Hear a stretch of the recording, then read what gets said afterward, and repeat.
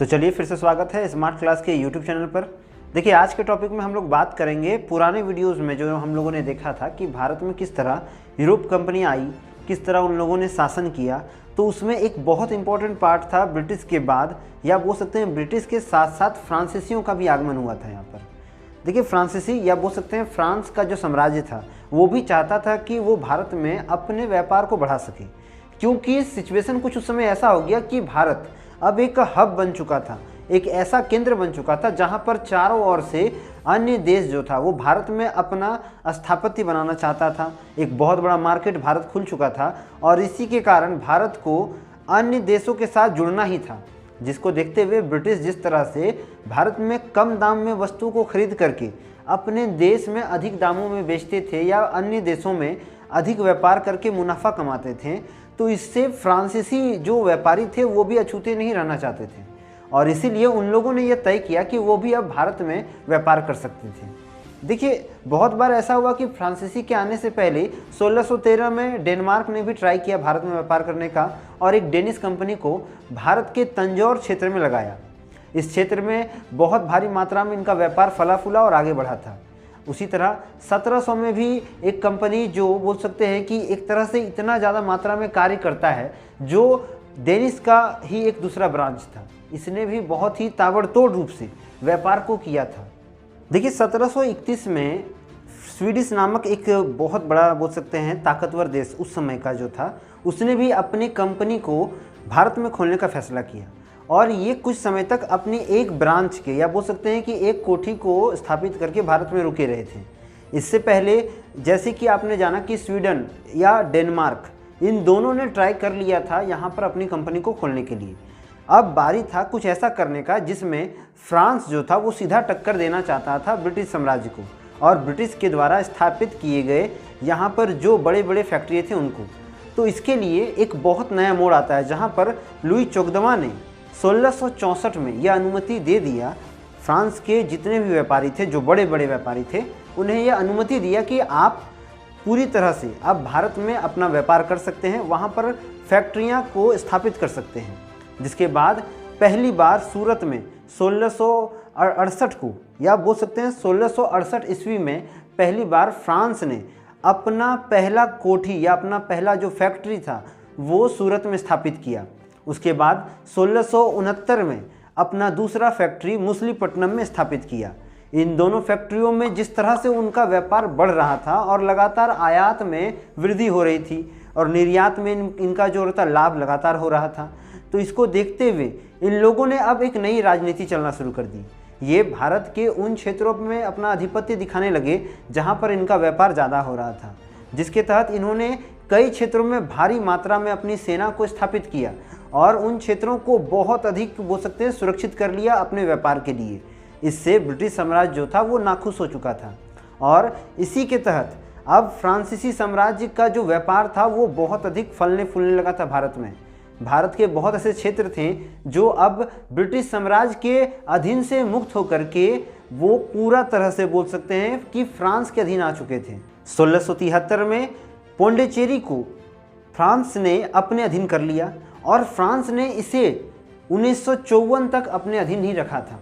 ये बहुत ही बोल सकते हैं एक गर्वमान्य बात था कि फ्रांसीसी ने यहाँ पर ब्रिटिश को फटकने नहीं दिया था और 1673 से 74 के बीच में इन लोगों ने भारत के कई भूभागों पे अपना कब्जा जमाया था, जिसमें चंद्रनगर, माही, कालीकली, ये सभी क्षेत्र जो थे जो साउथ के क्षेत्र में आते थे, यहाँ पर फ्रांसीसियों ने अपना आधिपत्य जमा लिया और इन क्षेत्रों में बहुत अधिक व्यापार किया। इस चीज़ को देखते हुए ब्रिटिश जो था वो बहुत ज़्यादा अपने आप में बोल सकते हैं शर्म महसूस कर रहा था और ब्रिटिश की इस सिकुड़ती हुई ताकत को बढ़ाने के लिए फ्रांसीसियों ने दमखम लगा दिया था। देखिए जिस तरह से फ्रांस की ताकत और उसका व्यापार जो था भारत में अब बढ़ रहा था, तो अंग्रेज इससे बहुत बोल सकते हैं कि एक्टिव हो चुके थे। ब्रिटिश कंपनी अब ये नहीं चाहती थी कि वो अपने व्यापार को कम करे या वो भारत छोड़कर भागे। इसीलिए अब अंग्रेज़ों ने या ब्रिटिश कंपनी की सेना ने इसका मुंहतोड़ जवाब देने का प्रयास किया और अब फ्रांस और ब्रिटिश इन दोनों ने आमने सामने का युद्ध करने का प्रयत्न करना शुरू कर दिया, जिसका एक उदाहरण कर्नाटक युद्ध में देखा गया। देखिए कर्नाटक युद्ध मुख्य रूप से 3 भाग में हुआ है और इन तीनों भागों के द्वारा दोनों देशों ने एक दूसरे का कड़ा मुकाबला किया था।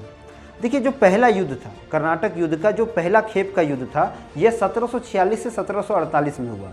युद्ध का कारण ये माना जाता है कि इन दोनों के बीच ऑस्ट्रिया देश पे उत्तराधिकारी पद के लिए होड़ लगा हुआ था और दोनों देश यह चाहते थे कि वो ऑस्ट्रिया की राजगद्दी पे बैठे और वहाँ का व्यापार अपने प्रभुत्व के रूप में हासिल करे और अपने शासन, अपने ताकत को वहाँ स्थापित करे। लेकिन ऑस्ट्रिया के इस होड़ का जो पूरा, या इस ऑस्ट्रिया को पाने की जो होड़ थी, इसका पूरा प्रभाव भारत पर पड़ रहा था। दोनों देश भारत में भी लड़ रहे थे और जिस तरह से दोनों भारत में लड़ रहे थे, इसका पूरा जो आर्थिक नीति था दोनों की चरमरा गई थी, क्योंकि दोनों जहां ऑस्ट्रिया के लिए लड़ रहे थे तो वो ऑस्ट्रिया का युद्ध था, लेकिन इन दोनों ने क्या किया, वहां भी नहीं छोड़ा और यहाँ भी नहीं छोड़ा। ये यहाँ भी व्यापार के क्षेत्र में एक दूसरे को प्रतिकाक्ष कर रहे थे, एक दूसरे का विरोध में जा रहे थे। और इसी के तहत दोनों देशों की जो बोल सकते हैं सेनाएं थी, उसके सेनाध्यक्ष, जिसमें फ्रांस के लिए डुप्ले और ब्रिटेन के लिए ला बूडोन जो था वो मुख्य था, तो इन दोनों ने आपसी झगड़े शुरू कर दिए। दोनों देशों के बीच अब सामने से बोल सकते हैं टकराव हो रहा था। लेकिन 2 वर्षों की इस युद्ध में जिस तरह से आर्थिक क्षति हुई भारत में दोनों देशों की, इससे यहाँ के जो राजनायक थे वो समझ गए कि यदि वे युद्ध करते रहें तो दोनों की आर्थिक स्थिति चरमरा जाएगी और अंततः दोनों कमज़ोर हो जाएंगे। इसी का फ़ायदा और इसी को नुकसान से बचाने के लिए दोनों ने क्या किया, आपसी संधि किया। और इस आपसी संधि को बहुत रूप से बोला जाए कि प्रगढ़ता से पालन करने का निर्देश दिया गया। क्योंकि देखिए जब भी कोई देश में युद्ध होता है तो इस युद्ध से बहुत कोई चीज़ का हानि होता है। सबसे पहला हानि ये होता है कि दोनों की सेनाएं जो होती है वो युद्ध में लग जाती है और उनका विकास रुक जाता है। दूसरा यह होता है कि व्यापार में जो भी चीज़ का वो निर्यात और आयात करते हैं उसके मूल्यों में इजाफा होता है। तो इन दोनों ने देखा कि इससे उनके व्यापार में भी बहुत ज़्यादा कमी हो रही है, व्यापार में हानि हो रहा है। तो इसके तहत उन लोगों ने एक समझौता किया। यह समझौता था एला-सापल संधि। इस संधि के तहत दोनों ने आपसी सहयोग को बढ़ाया और एक दूसरे के व्यापार में हस्तक्षेप करने से सख्त मना कर दिया। देखिए इस युद्ध को सेंट थॉम वॉर भी कहा जाता है। तो अगर आपसे कभी भी एग्जाम में या परीक्षा में ये पूछा जाए कि कर्नाटक का पहला युद्ध किस तरह हुआ और उसका क्या कारण था, तो आप कह सकते हैं कि यह युद्ध ऑस्ट्रिया को मद्देनज़र रख के हुआ था। और इस युद्ध में जो मुख्य काम था यह था एला-सापेल संधि का। अब देखिए जो दूसरा युद्ध हुआ यह 1749 से लेकर 1754 में हुआ था। इस युद्ध का जो मुख्य मुद्दा था यह कर्नाटक और हैदराबाद को माना जाता है। देखिए कर्नाटक और हैदराबाद किस तरह मुख्य है वो पहले हम लोग जान लेते हैं। देखिए हैदराबाद में ब्रिटिश कंपनी जो थी वो पूरी तरह कार्यरत थी।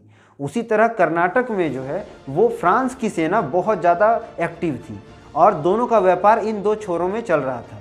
इन दोनों छोरों में जिस तरह से इनका व्यापार आगे बढ़ रहा था, दोनों में टकराव भी उसी तरह बढ़ रहा था। और जिस तरह से इनके टकराव हो रहे थे, हो सकता था कि कभी न कभी ये दोनों लड़ लेते। आप भारत के मैप में देखें तो हैदराबाद और कर्नाटक का जो सीमा है वो ज़्यादा दूर नहीं पड़ता है और इसलिए ये टकराव के कारण यहाँ के जो मुख्य राजा थे, ये जो थे वो एक दूसरे का समर्थन कर रहे थे। अर्थात जो हैदराबाद का राजा था वो ब्रिटिश का समर्थन कर रहा था और जो कर्नाटक का राजा था वो फ्रांस का समर्थन कर रहा था। तो अब ये दो गुटों की युद्ध हो चुकी थी और इस युद्ध से बचने के लिए यहाँ पर भी एक संधि हुई जिसे पौंडीचेरी का संधि कहा गया। और इसमें भी युद्ध की संभावनाएं हुई और कई दिनों तक यहाँ भी युद्ध चला, लगभग 5 वर्षों तक यहाँ युद्ध चला। इस युद्ध को आम्बुर का युद्ध कहा जाता है और इस युद्ध में भारी मात्रा में सेनाओं की मृत्यु हुई, सेना घटने लगी और जो राजा था वो अपने आप को सुरक्षित करने के लिए लगातार इनका दोहन कर रहे थे। मतलब क्या कि दोनों राजाओं को तो युद्ध हो ही रहा था, लेकिन इसमें जो सेना थी वो फ्रांस और ब्रिटेन की थी। तो इसलिए यहाँ राजा जो था एक तरह से फ़ायदा उठा रहा था।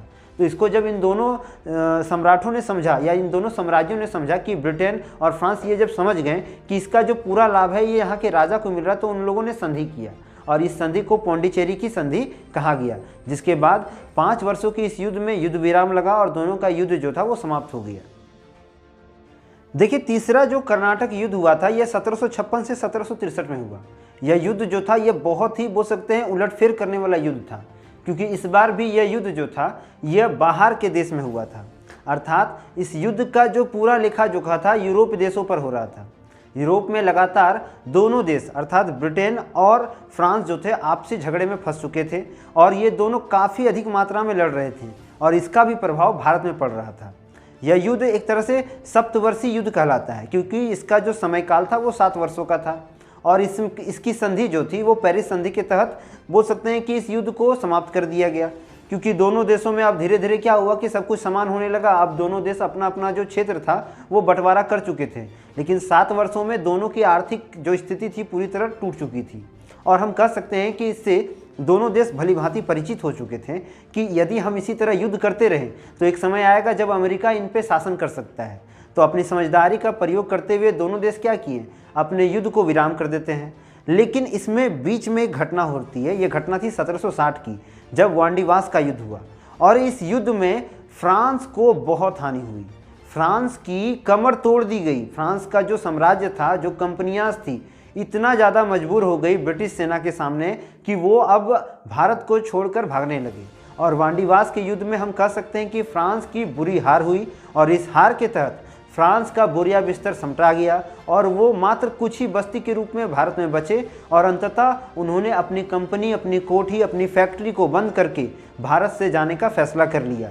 और यहाँ से ब्रिटिश जो थी वो पूरी तरह प्रभावी हो गई भारतीय साम्राज्य पर, भारत या हिंदुस्तान पर, जहाँ से वो अब अपना आधिपत्य पूर्ण रूप से दिखा सकते थे।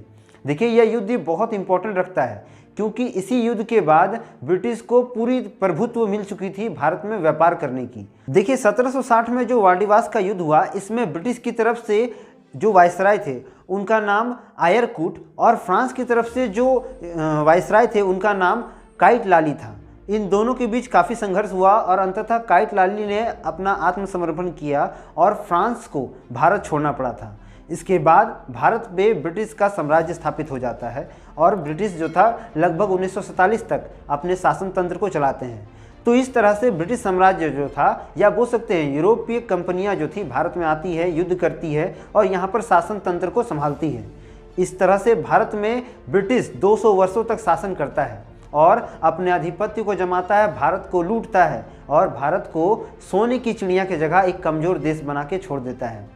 यहाँ पर बहुत ऐसे दंगे हुए जिसमें यूरोपीय देशों का बहुत योगदान था और इसी के तहत भारत जो था आज एक कमज़ोर देश बन के उभरा। भारत में जातिवाद लफड़े हुए, लेकिन धीरे धीरे आज़ादी के बाद भारत में बहुत कुछ सुधार हुआ और भारत ने अपनी स्थायित्वता को बनाकर आज विश्व में एक ऐसा लोकतंत्र का स्थापना किया जो किसी के पास नहीं है।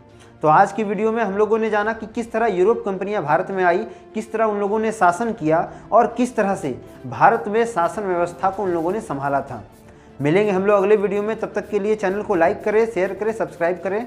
वंदे मातरम। भारत माता की जय।